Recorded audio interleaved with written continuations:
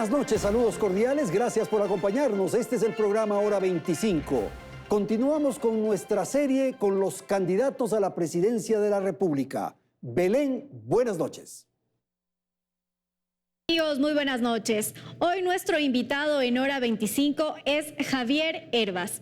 Él nació en Guayaquil, tiene 50 años, está casado con Anastasia Baeva y tiene 5 hijos. Gracias, y queremos también conocer cuáles han sido sus estudios del candidato Hervas. Por el trabajo de su padre, Javier Hervas se educó en algunos países, entre ellos Polonia, Perú y Estados Unidos, y terminó el bachillerato en Quito. Estudió ingeniería en producción agroindustrial en la Universidad de La Sabana en Bogotá, Colombia. Usted se presentó en las elecciones pasadas como un outsider. Venía de afuera de la política.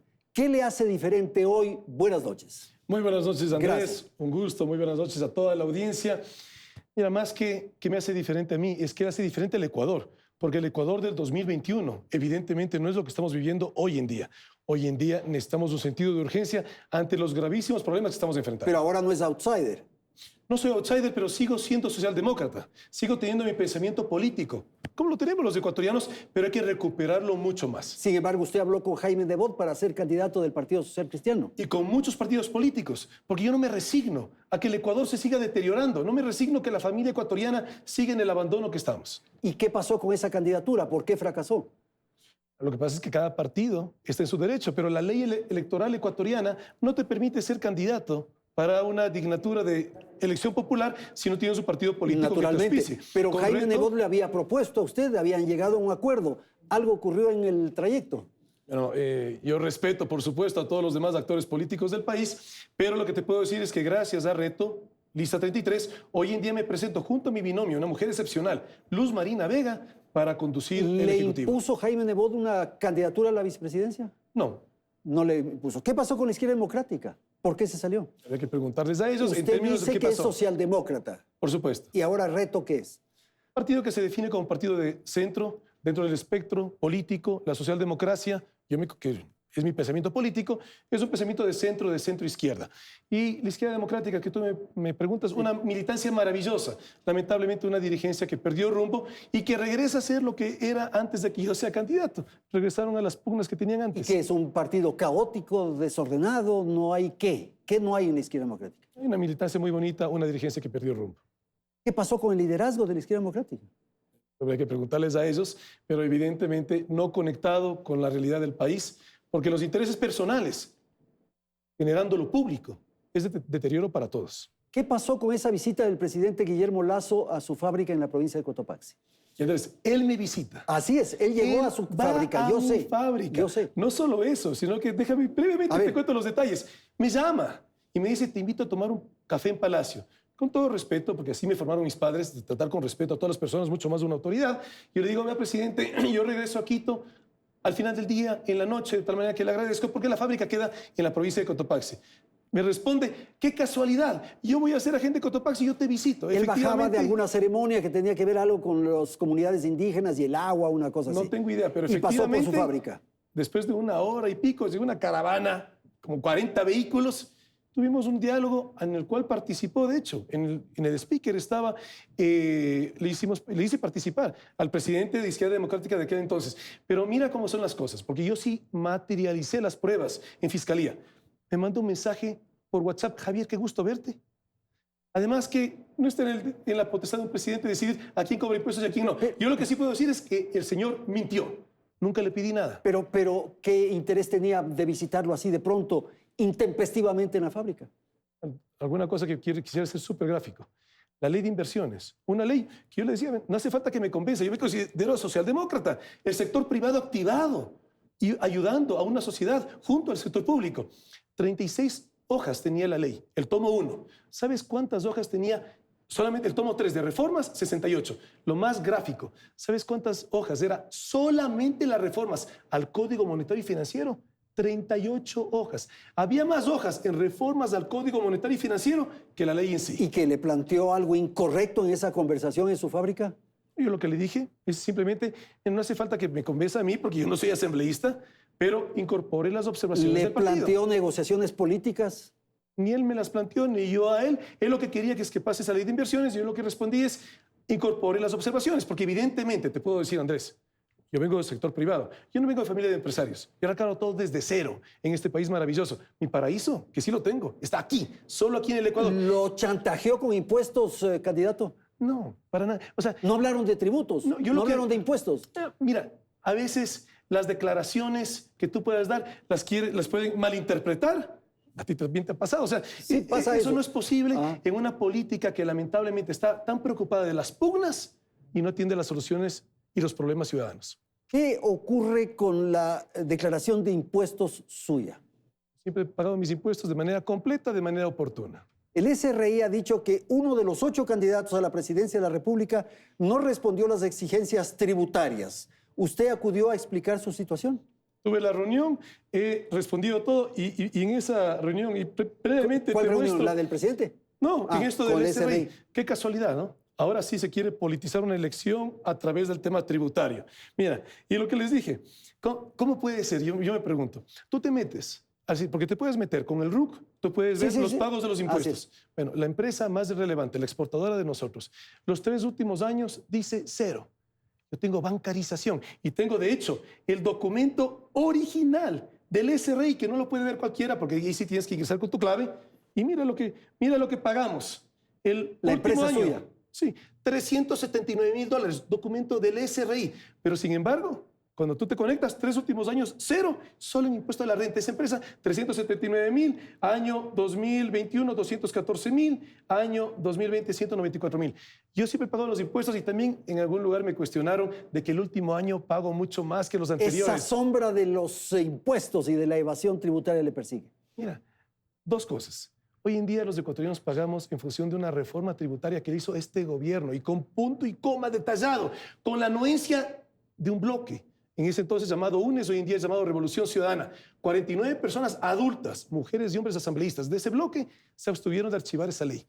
No que eran opositores, bueno, ahí trabajaron juntitos y por eso tenemos que pagar mucho más. Por eso estoy pagando más y también porque evidentemente hubo una decisión del directorio que me aumentaba mis ingresos en el año 2022. Transparente. ¿Y usted sabe qué candidato es el que no asistió a esta Que lo digan declaración? esos. Yo sí asistí. Ok, vamos a conocer algo más de su trayectoria, de sus vinculaciones a la actividad pública y privada, más a la privada naturalmente. Ahora mismo, Belén.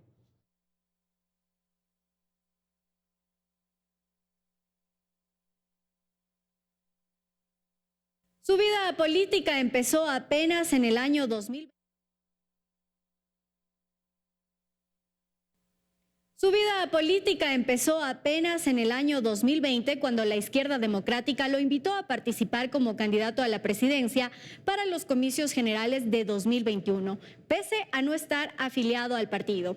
Se convirtió en la gran sorpresa de esas elecciones, pues aunque era desconocido, quedó en 4º lugar, superando a políticos de larga data.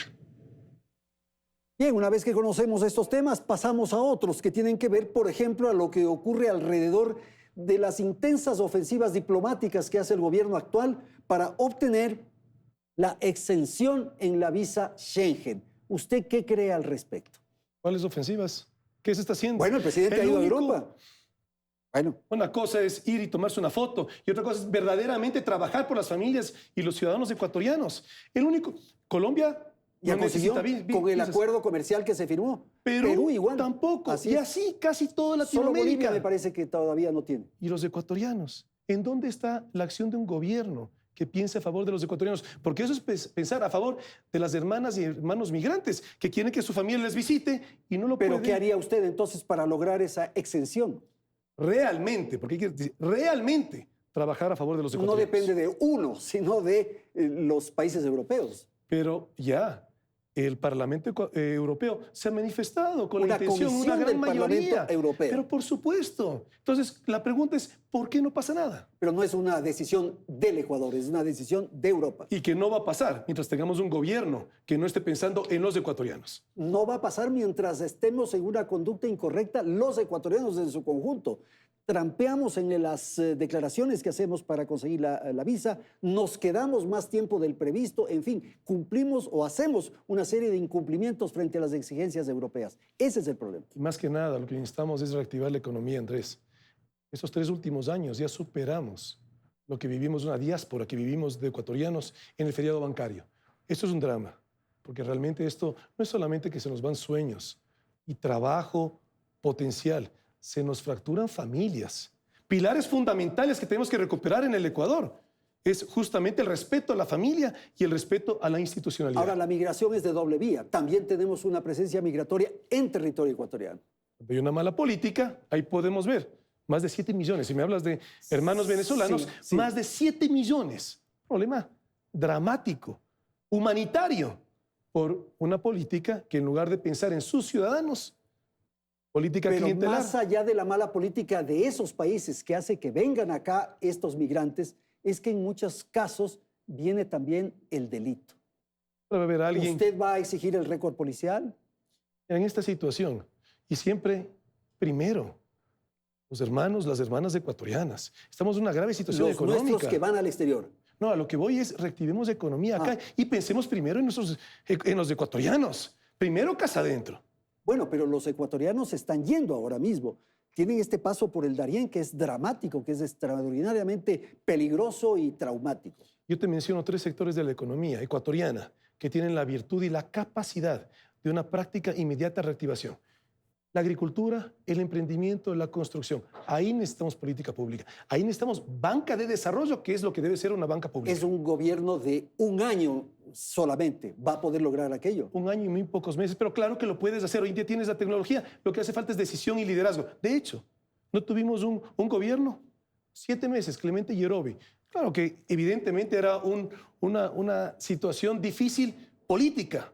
Pero bueno, en 7 meses se dio rumbo. Es lo que necesitamos en este gobierno corto, dar rumbo a nuestro Ecuador. Pero el presidente Yerovi tenía condiciones especiales. No tenía Congreso, por ejemplo, no tenía Asamblea, que usted sí iba a tener. Y hablemos de la muerte cruzada. ¿Qué fue la muerte cruzada? Porque a mí, si te digo, me duele como ecuatoriano, como algunos políticos salieron a aplaudir. Fue la renuncia de un presidente y llevándose por medio a la Asamblea Nacional. Eso fue la muerte cruzada. Hoy en día estamos en elecciones y por eso estamos hoy en día buscando recuperar un llamado de auxilio que nos hace el Ecuador. Y por eso decimos SOS, rescatemos al Ecuador, seguridad, obras emergentes, salud. Vamos a tratar eso más adelante, pero es bueno escuchar también las preguntas que formulan los ciudadanos, quienes están por la calle. Vamos a dar paso a una de las preguntas que ha formulado un amigo al que hemos pedido que formule una pregunta a Javier Hervas. Se trata de Luis Villegas. Tomando en cuenta el corto tiempo que tiene para gobernar, ¿qué priorizaría? Está clarísimo. Claro. Usted tiene poco gobierno, debe priorizar. La reactivación económica. Y aquí quisiera decirte algo. Mira, yo estoy convencido que el próximo gobierno es el más difícil que vamos a tener los ecuatorianos en toda nuestra historia republicana. Y por eso me candidatizo, porque también estoy claro que si no tomamos rumbo en este momento, y por eso tan importante estas elecciones, va a ser mucho más difícil después. ¿Por qué es la más difícil?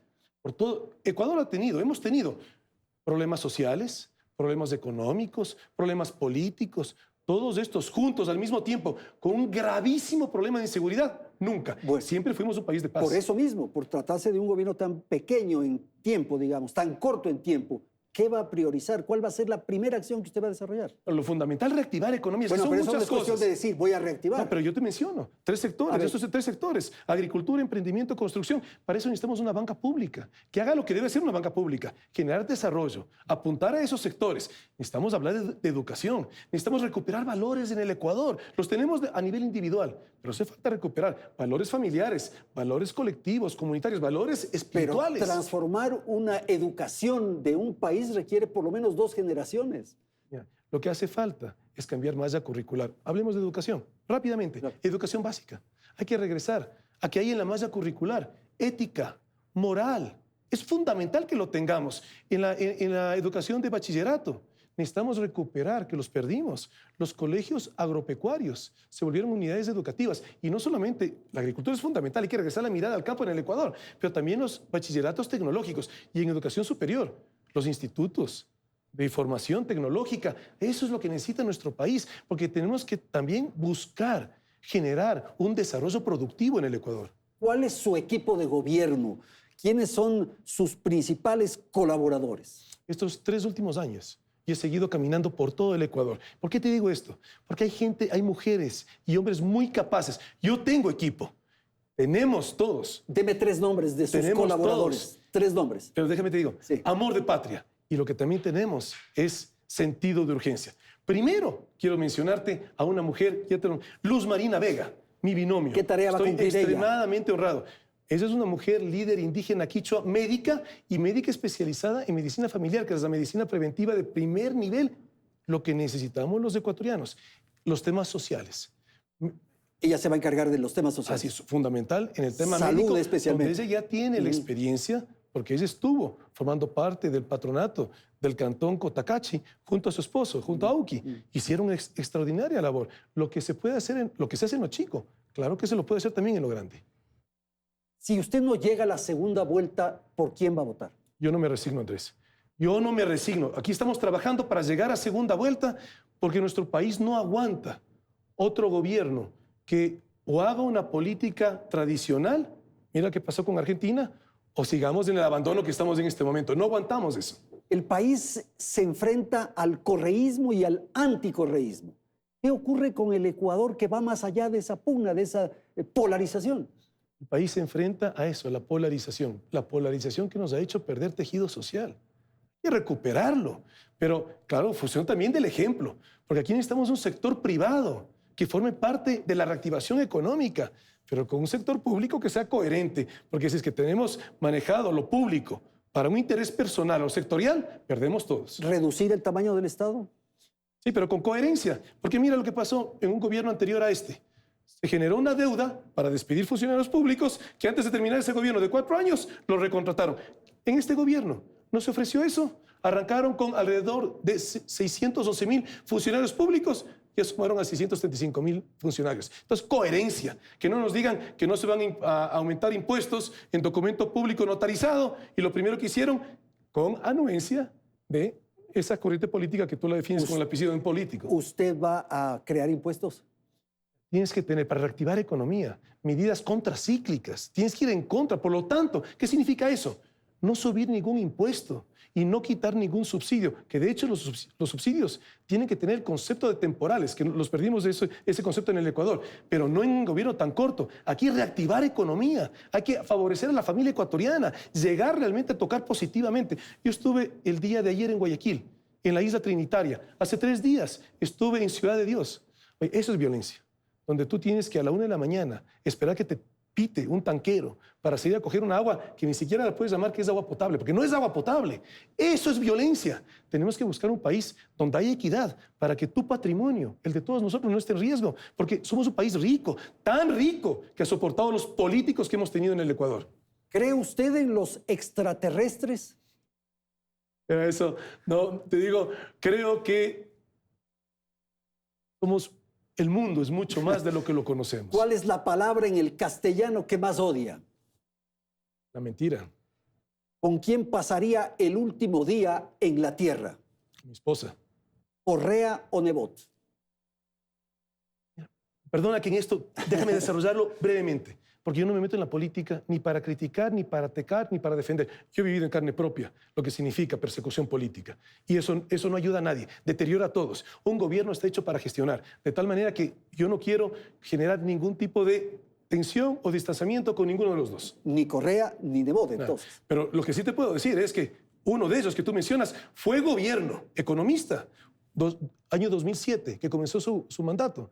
El último año que tuvimos presupuesto del Estado financiado. No solamente que nos endeudó, desde el 2007 recibió un Estado con una deuda pública de 13.800 millones de dólares. En 10 años lo entregó con una deuda pública de 41.300, mientras en ese periodo de 10 años nunca en nuestra historia tuvimos tantos ingresos. Modelo económico que no funciona. Ok, tenemos que hacer una pausa. Vamos a ir a la publicidad y enseguida retornamos con la segunda parte del candidato Javier Hervas en el estudio de Teleamazonas.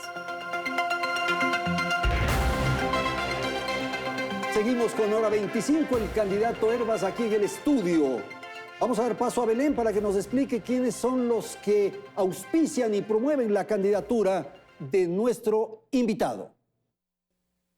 En estas elecciones, Javier Hervas ya no cuenta con el apoyo de la Izquierda Democrática, organización de la que se distanció poco después de que finalizaran las elecciones pasadas. Esta vez, su candidatura es impulsada por el movimiento Reto, movimiento fundado por el exprefecto de Azuay, Paul Carrasco. Su compañera de fórmula en esta carrera electoral es Luz Marina Vega, oriunda de la provincia de Imbabura. Ella es doctora en medicina. Bien, vamos a continuar. Estamos a puertas de una definición, de una negociación con los concesionarios de la telefonía móvil. ¿Cuál sería su planteamiento para lograr lo mejor para el Estado ecuatoriano? Transparencia. Y tristemente te digo eso porque no tenemos en Ecuador transparencia. Hay una ley con gobiernos que no la cumplen. Pero más que transparencia, que tengamos una ventaja, que logremos algún beneficio. Y ahí tenemos que hablar de conectividad. Conectividad. Porque lo que necesitamos es aquí conectar con calidad un tema fundamental. de servicio. Educación. Educación es cultura, cultura es comportamiento. Necesitamos darle mucha relevancia a la educación. Y en un país con tanta inequidad como es el Ecuador, que duele la inequidad que tenemos, a través de la conectividad, llegar a niñas, a niños, a jóvenes que hoy en día están ausentes Usted de la educación. Usted va a exigir cobertura entonces, ampliar la cobertura. Por supuesto. Y eso es parte.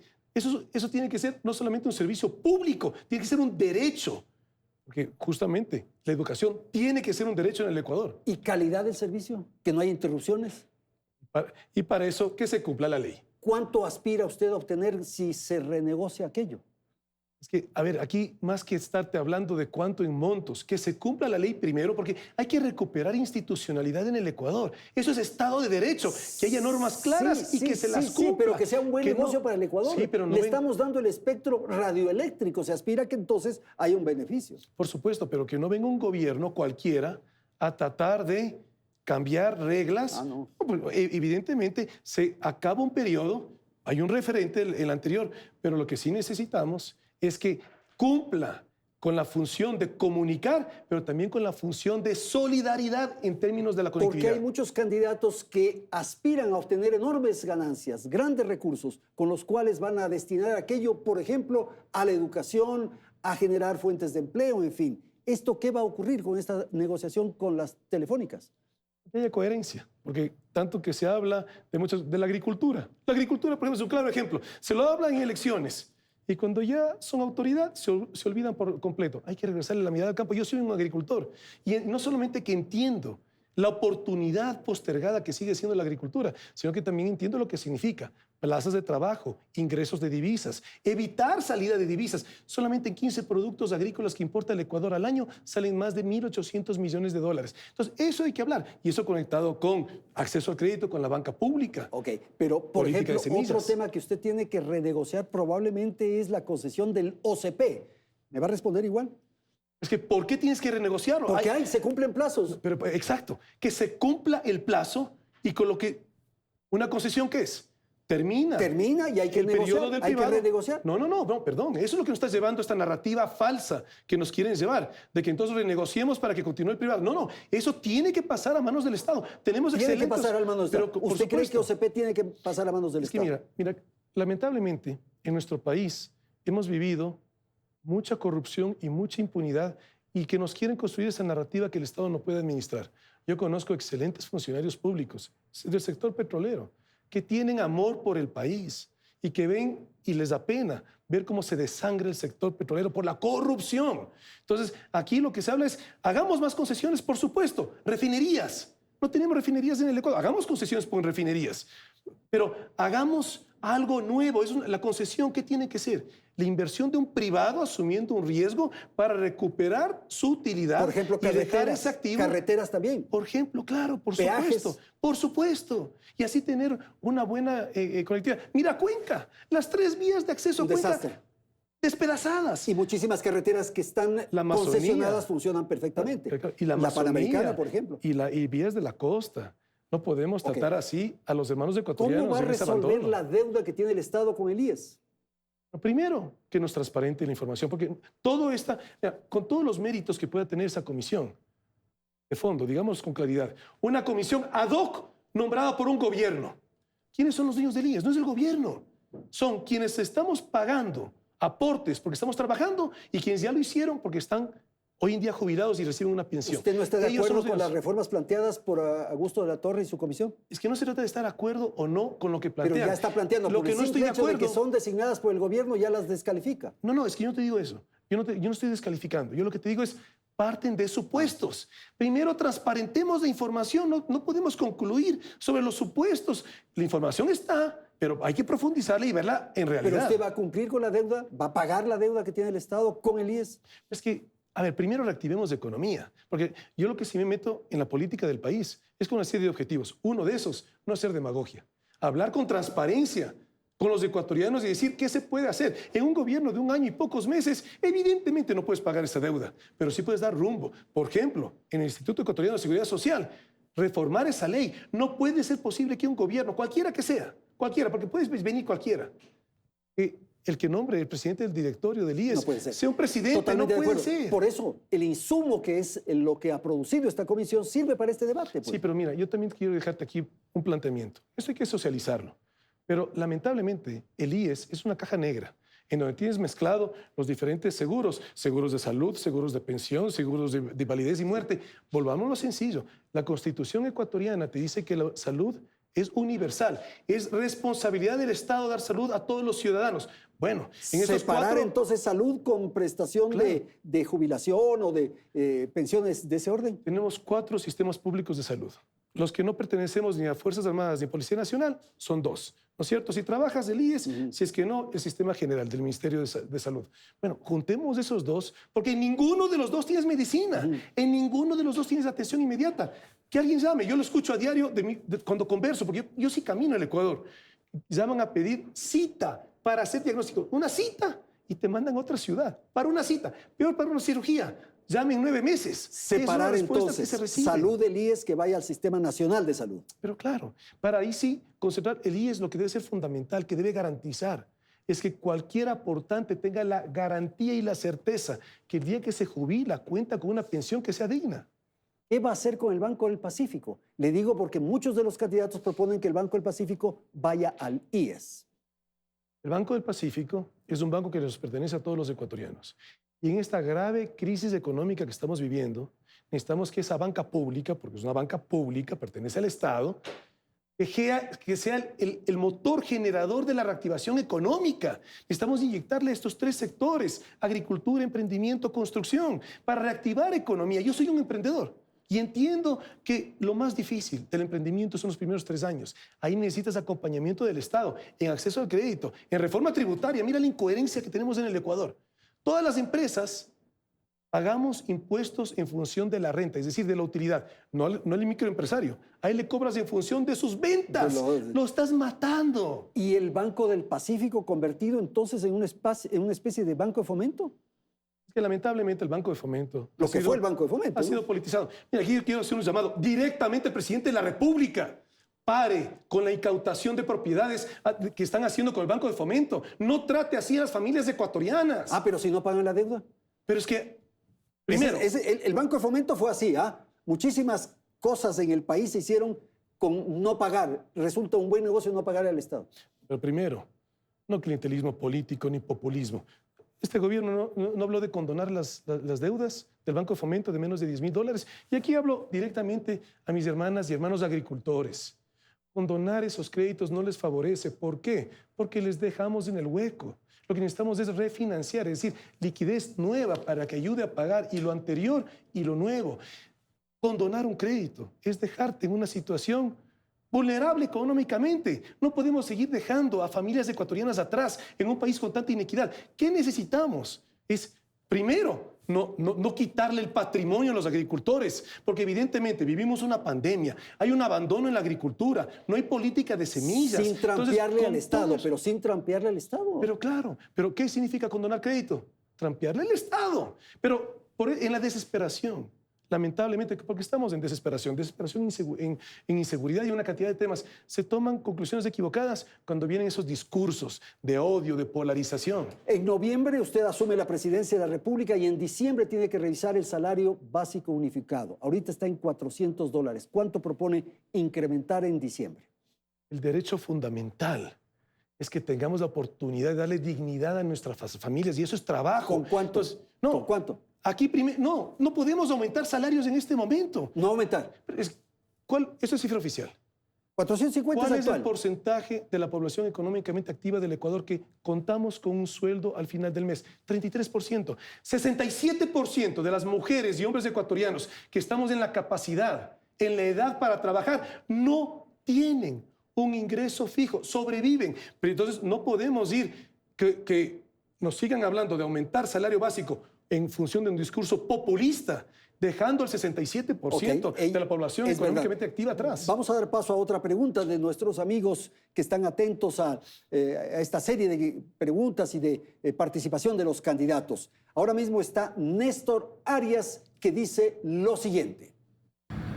Bueno, ¿qué proyecto tiene el plan de gobierno para implementar fuentes de trabajo a nivel nacional? Porque usted sabe que hay bastante desocupación. Ese es el tema central, empleo. Correcto. Y eso, segundo después de seguridad. Necesitamos reactivar economía y con la cifra que te mencioné en este momento, ¿no? Gran parte de la población económicamente activa no tiene empleo.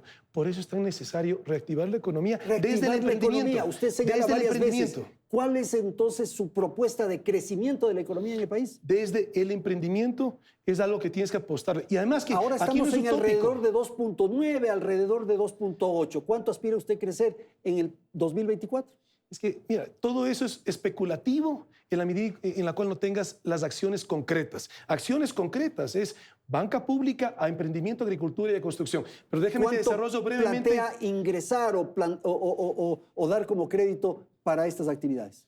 Yo me reuní con el representante del Fondo Monetario Internacional y ya tenemos al Ecuador endeudado en 8.100 millones de dólares con el Fondo Monetario Internacional. Y sin embargo hay esa voluntad. Somos la única economía dolarizada en Sudamérica. ¿Cuánto va a destinar al fortalecimiento y a la reactivación? Lo que sí te digo es que cualquier liquidez que nos llegue tiene que ir a estos sectores para reactivar economía. Porque, ¿qué pasa? En el fondo, concretamente, el Fondo Monetario Internacional son líneas que se llaman de libre disponibilidad. ¿Qué significa eso? Que con un gobierno irresponsable, ¿cuánto se recibió solamente en este gobierno? Más de 6.000 millones de dólares. Con un gobierno irresponsable termina desapareciendo ese valor, aumenta la deuda, no beneficias a la familia ecuatoriana. Entonces, la liquidez fresca, que vaya a reactivar la economía no va a tener con esos tres sectores. Javier, no va a tener liquidez. Te estoy hablando que sí. ¿Con qué? ¿De qué? Te doy un ejemplo concreto. A ver. Con el Fondo Monetario Internacional. Pero usted va a perder 1.200 millones de dólares por el Yasuní si es que gana la propuesta de los que quieren que el petróleo se quede bajo tierra. No, y primero va a perder con el fenómeno del Niño. Y primero decirte que evidentemente respeto la decisión de esa consulta popular, pero lamentablemente sí me da pena cómo los temas se los quiere politizar. ¿Por qué te digo esto? En la consulta, en Pichincha, de hecho, tenemos dos consultas, la una la del Yasuní y la otra del Chocondino. En el Yasuní se quiere construir una narrativa que si votas sí, eres ambientalista y si votas no, eres extractivista. Yo soy ambientalista y lo que vas a tener ahí es un problema ambiental, el rato que dejes botados esos pozos petroleros. Se habla que necesitas más de 460 millones de dólares para cerrar técnicamente. Ese daño ya nos lo hicieron. Un gobierno que hoy en día pretende ser ambientalista, los que forman parte en esta coyuntura electoral, que fueron parte de ese gobierno, el daño lo hicieron. Nunca tenían que haber extraído petróleo, no solamente de una reserva natural del Ecuador, de un patrimonio natural de la humanidad. Eso es el Yasuní, con el ITT, con el bloque 43. Pero no va a tener liquidez, insisto, para todas sus otras propuestas. Sí, pero... Solo con préstamo. No se trata solo de préstamo. Entonces, ¿de dónde va a sacar? Se trata de reactivar incrementar economía. Impuestos. No puedes incrementar impuestos. Eliminar los subsidios a los combustibles, reducir el tamaño del Estado, dejar de hacer inversiones. No le queda más. En un periodo tan corto, no puedes hacer ninguna de esas tres cosas. No lo puedes hacer. Y te decía yo hace un momento, yo estoy convencido que el próximo gobierno es el más difícil. Pero no podemos hacer medidas que vayan con el mismo ciclo. Tienen que ser medidas contracíclicas en la economía para justamente generar un respiro y reactivar. Ecuador, el único país en Sudamérica que no tuvo un rebote de la pandemia. El único. Hoy en día viene el fenómeno del Niño. Hay que prepararnos para lo que vamos a perder, pero también para que haya un rebote de la economía. Y eso significa acceso al crédito con acompañamiento, porque también tú le das crédito... Usted insiste solamente con el crédito. Es la única manera. Es que mira... No va a tener ingresos petroleros. La pregunta que estaba haciendo... No va a poder subir intereses o incrementar intereses. ¿Qué le queda? Solo deuda, más deuda, más deuda. La pregunta que nos hacían, ¿cómo aumentamos trabajo? ¿No es cierto? Mira, la realidad, en una crisis económica como la que estamos viviendo, evidentemente las plazas de trabajo no se van a activar rápidamente. Sí, no es fácil. Pero sí necesitamos medidas rápidas y por eso te menciono estos 3 sectores de la economía. Entonces, lo que sí necesitamos es en el tema, porque brevemente, agricultura. Mira, tenemos solamente en 2 provincias, hay más de 1 millón de hectáreas, te menciono Santa Elena y Manabí, más de 1 millón de hectáreas que en este momento no están siendo productivas plenamente porque no tienes acceso al agua. Pero hay una regla, los agricultores lo conocemos, una regla empírica, indistinto de cuál cultivo, más o menos es una plaza de trabajo por cada hectárea. Es decir, ahí podrías tener 1 millón de plazas de trabajo. Eso sí, evidentemente es un mediano plazo. Siempre y cuando pero el lo que niño sí no es sea tan corto agresivo, plazo, que el niño no sea tan agresivo, porque si no se le acaba su proyecto. claro, pero el niño es ya prácticamente ya inició y es hasta el primer trimestre del próximo año. Por eso. Hay que estar preparado para ese rebote económico. Hay que darle acceso a esos agricultores. Mira, hay que también, si hablamos de agricultura, desde el año 2000 no hay un censo agrícola. Y para hablarte de cifras, en el año 2000 teníamos 530.000 hectáreas de arroz. Hoy en día ni siquiera pasamos de 170.000. Hablan de importar arroz. Y así el café, producíamos 2 millones de sacos de café en el año 2000. Hoy en día ni siquiera 170.000 importamos café. ¿Qué va a hacer su gobierno con la minería ilegal? Mira, ¿Qué primero, propuesta tiene? La minería ilegal. correcto, pero primero sí quisiera decir la minería formal. Esa. Apoyarla, la pequeña, la mediana y la gran minería, siempre y cuando no haya en las fuentes de agua de las urbes, porque la salud pública tiene que estar por encima de un desarrollo económico puntual. Pero somos un país que tiene mucha riqueza minera. Si tú no fomentas la protección a un negocio formal, ¿qué pasa? Se desarrolla el informal. ¿Y ahí qué tienes? Lavado de dinero en la minería ilegal. No, eso es Trata tremendo. de personas. Sí, sí, sí. Crimen organizado. Y en minería, ¿qué es lo que tienes en el Ecuador? Estas son las cifras que se manejan en la minería. Solamente el 5% de las concesiones están trabajando. 95% están especulando porque no hay autoridad transparente, porque tenemos tanta corrupción en el Estado ecuatoriano que esa especulación se traduce en lo que yo te estoy mencionando. Entonces ahí hay que poner que se cumpla la ley escrita en nuestro país, que hay Estado de Derecho, que hay institucionalidad. Esas concesiones, un plazo en 3 meses, no logran cumplir lo que se comprometieron, concesionar a otros. Ese 5% hoy en día es el 1.3% del Producto Eso es Interno lo Bruto. que ocurre, por ejemplo, en la provincia del Napo. Hay una concesión legal que subcontrata, que subdivide, que parcela con los informales, con los ilegales. Es la especulación, Esa es la tragedia. que además también es una tragedia de salud pública. Claro. Porque en la necesidad y en la desesperación de muchas familias se exponen a trabajar en la minería ilegal, teniendo contacto con metales pesados, con plomo, con mercurio, que son el origen de muchas enfermedades catastróficas en el Ecuador. El presupuesto general del Estado para noviembre está prácticamente terminado. Muy poco puede hacer usted. La única opción de lo que le acabo de escuchar es deudas, deudas y más deudas. No, pero sí te digo, hay que ejecutar presupuesto. Pero Ni siquiera Javier, ejecutan presupuesto, Andrés. usted podría plantear incremento de impuestos, eliminar subsidios, reducir el tamaño del Estado. Esa es la única manera. Esa es la manera en la cual terminamos asfixiados todos. Porque aquí, para nosotros es claro que la dolarización tiene que ser política de Estado. ¿Cómo cuidamos la dolarización? Reactivando economía. ¿Cómo cuidamos la vida de la familia ecuatoriana? Con un Estado que la acompañe y no le dejen abandono. Algunos hablan del IVA. El IVA es un impuesto regresivo, porque el que menos ingresos tiene termina pagando más en monto en relación al IVA. Entonces, no puedes aumentar el IVA. Por más de que vengan algunos a decirte, es que el IVA somos el que menor porcentaje pagamos en la región. Sí, pero tenemos una gravísima crisis económica. Javier, ¿hay vida después de la muerte? Yo creo totalmente en eso. En la reencarnación, ¿usted prefiere ser mosca o asesino? Ni cáncer ni sida, que es lo que nos pasó en las últimas elecciones de segunda vuelta. ¿Rusia o Ucrania? Paz. Son hermanos. Le queda solo 1 minuto de vida. ¿Qué quisiera decir? Bueno, más que decir, lo que quisiera es recordar qué es lo que se hizo. Y por eso te digo, yo vivo mi vida plenamente, con intensidad, con pasión, con los valores que me formaron mis padres. Ok, vamos a ir a una pausa. Tercer segmento de Hora 25 tras la publicidad.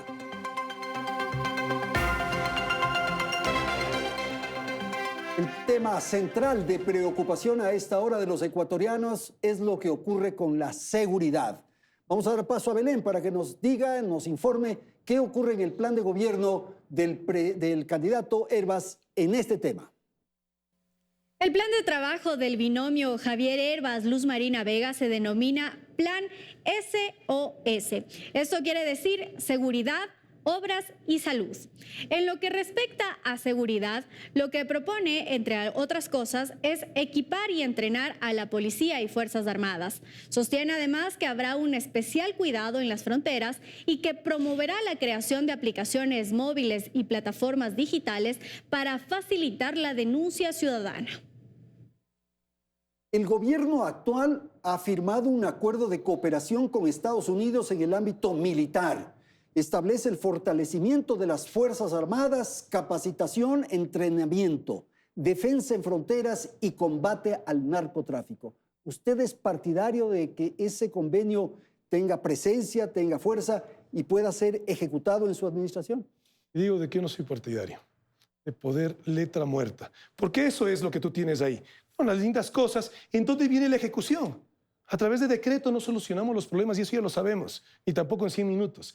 Pero si hablamos de seguridad, tenemos que hablar de fuerza pública, tenemos que hablar de lucha contra el narcotráfico, tanto en campañas de prevención como también en el consumo. Te hablo de requieren recursos, Javier, se requiere dinero. De programas sociales. El gobierno de los Estados Unidos piensa asignar o destinar a esto 3.100 millones de dólares en 7 años. Te decía, programas sociales y también control de las cárceles. Entonces, mira, hay cosas que sí las puedes hacer en corto plazo. No, ¿qué se puede hacer? Yo te voy a mencionar. Primero, darle dignidad e institucionalidad a la Policía Nacional. Y recursos, pues. No, perdóname, una servidora pública, un servidor público que es Policía Nacional. No le puedes dejar en el abandono que lo tienes en este momento. Acabamos de graduar 8.500 policías. Ni siquiera les damos en dónde dormir.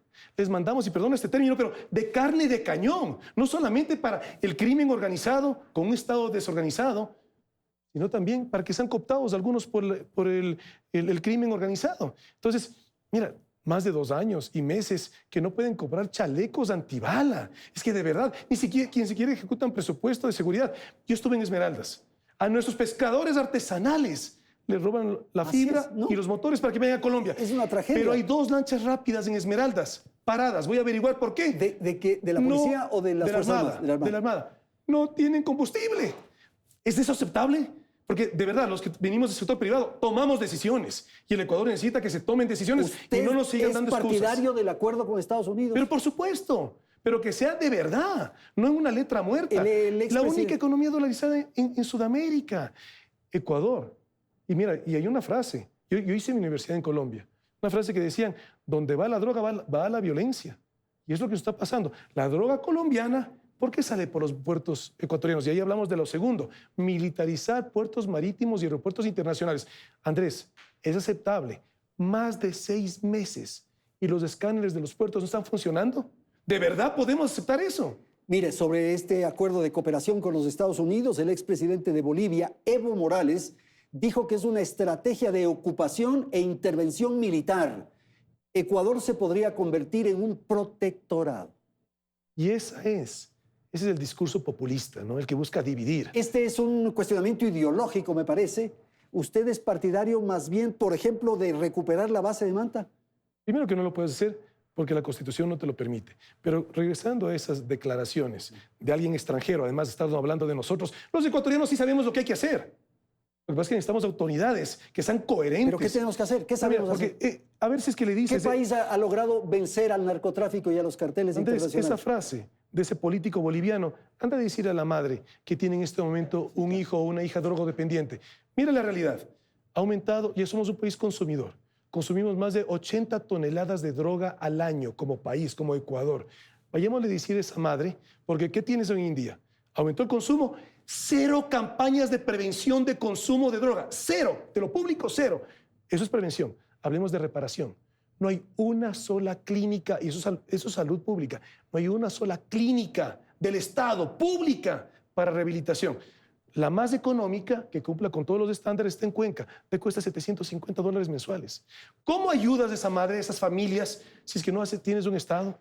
Y si hablamos de salud, hay que hablar también de salud mental. Y ese es el microtráfico que tiene una presencia fundamental en todo el territorio nacional. Hay que eliminar esa ley de tabla de consumo. Hay que eliminarla ¿Usted, porque nos está Javier, afectando. ha fumado marihuana? Nunca en mi vida he fumado. Yo lo digo con total transparencia. ¿Nunca ha consumido drogas entonces? No lo he consumido y te digo francamente, quien la haya consumido, yo no lo voy a juzgar de ninguna manera. Yo lo que sí busco es ver un Estado que ayude al drogodependiente de salir de esa situación vulnerable, porque lo convierte vulnerable a él y a su familia. Vamos a dar paso a nuestra compañera Belén Merizalde para que nos aporte con un elemento adicional del plan de gobierno de Javier Herbas. En cuanto a obras, menciona el proyecto de recuperación vial a través de alianzas público-privadas. Además, la inversión en infraestructura, tanto para salud como para educación. ¿Con qué dinero, nuevamente? En obras emergentes, mira, nosotros, y te digo, yo no me meto para criticar a ningún ni defender a ningún gobierno, pero hechos. Tuvimos un gobierno que hizo una gran infraestructura vial. Yo no me meto para criticar, pero lo hicieron, y en buena hora por los ecuatorianos. Bueno, esa maquinaria con la cual se hizo está aquí en el Ecuador, ya depreciada, ya devengada, paralizada. Esa maquinaria Pero esa activarla. maquinaria está en manos privadas. Pero por eso es que necesitamos un Estado con Usted tiene sector que privado. contratar a esas compañías constructoras. Y Eso por eso cuesta. Claro, pero nuevamente regresamos, un sector privado activado. Sí puedes. Que no nos sigan diciendo que no hay dinero en el Estado. El presupuesto general del Estado ecuatoriano supera los 33.000 millones de dólares. Somos un país rico, Andrés. Narrativas que no hay dinero, que no se puede hacer nada. Claro que se puede hacer. Y te doy un ejemplo. Y esto es historia. La mayor economía en el mundo al día de hoy tuvo una grave crisis en los años 1930-35. Tuvieron un presidente, Franklin Delano Roosevelt, que sin recursos en las arcas públicas invitó a un sector privado a un gran proyecto de construcción nacional y convirtió esa economía hasta el día de hoy en la economía más grande del mundo. Pero usted Entonces, dice sí se que puede el hacer, Estado tiene pero ¿qué dinero, si necesitas? más bien tiene un déficit. Pero te estoy dando un ejemplo, como lo hizo Estados Unidos, sin tener en ese momento recursos. Entonces aquí nos interesa a todos los ecuatorianos que le vaya bien al Ecuador, porque si le va bien al Ecuador, Andrés, a ti te va bien como comunicador, te va bien como padre de familia, te va bien si es que eres músico, sí, te va bien en cualquier aspecto de la vida. Y es lo que tenemos que decir a los ecuatorianos porque hemos perdido esa visión colectiva en nuestro país. Hemos perdido tristemente identidad cultural como Pero ecuatorianos, yo no veo valores. Yo no veo de dónde se va a sacar recursos. La única opción que me parece después de toda esta entrevista es deuda. Deuda y más deuda. Pero ¿de dónde más vamos a sacar? Es que recursos hay, Andrés. O sea, no nos sigamos dejando llevar, porque entonces no hagamos nada y el último en apagar la luz. Y yo no me resigno. Este país que me lo ha dado todo, que yo le debo al Ecuador, y por eso hago política. Yo no me resigno que me sigan repitiendo la misma narrativa para que vengan los mismos de antes, los que ya nos llevaron a esto, a decir que ahora sí nos van a dar la solución. Nos rompen las piernas para luego venir a darnos muletas. Ahora, un tema fundamental para recuperar la economía es la seguridad. Y en la seguridad, el tema de la justicia. Porque si no tenemos una justicia, ¿quién va a invertir en el país? ¿Qué hacer con la justicia, Javier? Andrés, ¿cuál es la justicia que tenemos hoy en día? La misma de un gobierno que no tuvo ninguna vergüenza en decir públicamente que le me iba a meter las manos a la justicia, y de hecho las metió. Esos son los jueces que tenemos al día de hoy. Y cuando hay una vacante, ¿de dónde sale? De ese mismo proceso de selección. Esto es decisión y liderazgo. Convocar al Consejo de la Judicatura. ¿Y de qué presupuesto estamos hablando de verdad? O sea, todos nos quieren decir que no hay dinero, por lo tanto no hagamos nada. Claro que se lo puede hacer, con el presupuesto necesario, a un proceso de selección. Tenemos excelentes mujeres Proceso abogadas. de selección. Tenemos excelentes Que haga el mujeres Consejo abogadas de la Judicatura. y hombres abogados. ¿Qué confianza le genera el Consejo de la injerencia política. Es que yo no estoy para estar juzgando a otros, pero sí te puedo decir que hay excelentes abogadas y abogados que pueden ser excelentes jueces. Pero también quiero decirte algo aquí. Lo que estamos enfrentando hoy en día los ecuatorianos, sobre todo con el narcotráfico, es un problema serio, grave, que eso afecta en la seguridad. Necesitamos tener jueces anticorrupción que estén tocando los temas como narcotráfico y asesinato y que no estén en Manglar Alto dando sentencias, sino protegidos con el sueldo, la protección y el equipo protegido también para que dicten en derecho. Porque ¿qué tenemos en el Ecuador, lamentablemente? Corrupción, llenos de denuncias. ¿Y qué pasa? Impunidad. Porque ¿qué pasó? No solamente que hubo un político que fue sentenciado en corrupción, un juez con la anuencia de este gobierno, digamos cómo son las cosas, sale libre y otro juez le devuelve los derechos políticos. ¿Recuperamos un solo dólar? Nada. Entonces, lamentablemente a algunos políticos les encanta hablar de denuncias. ¿Y en qué trasciende eso? ¿Cómo mejora la vida Javier. ciudadana? Vamos a dar paso a Belén para que nos dé su última propuesta o la propuesta más significativa que hemos escogido para efectos de este diálogo y una respuesta violenta porque estamos sobre el tiempo. Belén, por favor. En el eje de salud menciona el abastecimiento de medicinas, además de un exhaustivo control y auditoría de los recursos de salud y da importancia también a la salud mental. Bueno, proponer es fácil. No solo proponer. Nosotros sí haremos una verdadera política del último punto que menciona, salud mental. Primera causa de muerte de los jóvenes en el Ecuador, el suicidio. Por favor, no podemos quedarnos impávidos ante lo que estamos viviendo. Luego, medicinas. Es aceptable. El Estado ecuatoriano no compra medicina a los fabricantes, compra a los intermediarios. Tenemos crimen organizado ahí dentro de la salud pública del Ecuador. Mataron por sicariato a una directora de un hospital público del IES en Guayaquil, el Teodoro Maldonado. Eso no podemos seguir siendo impávidos. Tenemos que terminar. Si pudiera vender un político ecuatoriano, ¿a quién lo pondría en subasta? No, aquí se trata de construir, no de destruir, Andrés. ¿Qué secreto mejor guardado que hoy lo quiere divulgar en televisión abierta a nivel nacional? Secreto personal. Que no tengo, en este momento no viene nada a mi mente, pero lo que sí te puedo decir es que uno es transparente y uno no está editado. Lo que yo digo, lo digo porque de verdad es real. ¿Cuál es la última vez que mintió? Mentiras piadosas, cualquier momento uno puede estar haciendo. Mentiras reales, de fondo, no. Yo vivo mi vida de manera coherente. ¿Cuál fue la última vez que lloró, Javier? Digo, francamente, cuando voy al cine y veo, yo me conecto mucho cuando voy al cine y voy con la familia y voy con mi esposa. Entonces hay veces cuando hay alguna escena dramática, sí me llega. Sale llorando. Muchísimas gracias por su presencia. Gracias a la audiencia. Hasta la próxima semana. Felicidades, Ecuador.